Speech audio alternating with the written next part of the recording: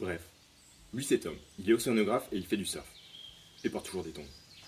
Ce qui lui tape sur les nerfs, c'est le plastique dans les océans. Il a fait des recherches sur le 7e continent, il a trouvé des mecs qui construisent des bateaux pour tout ramasser, un autre qui veut installer une barrière flottante à l'Atlantique Nord et des Australiens qui mettent des barrages filtrants en sortie de rivière. Il s'est dit, agir à la source ça pourrait être pas mal, non? Alors il a eu une idée. Non mais tu sais ce qu'on devrait faire? Des boîtes réutilisables.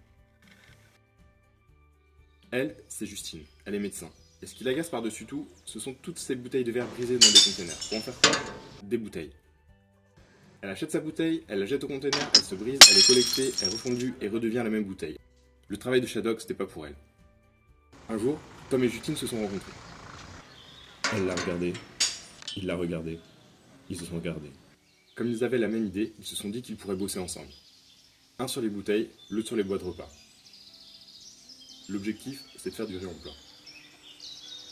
Ils ont fait un brainstorming et ont trouvé que les retourner se ferait un bon nom d'assaut. Non mais c'est pas un peu tendancieux?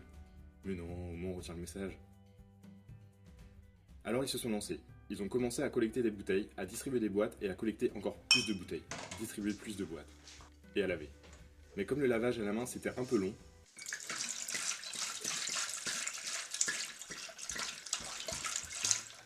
ils se sont dit qu'une laveuse industrielle pour laver des bouteilles, une mireuse, une sécheuse, plein de boîtes et un vélo cargo pour les livrer en mode écolo, ce serait pas de trop.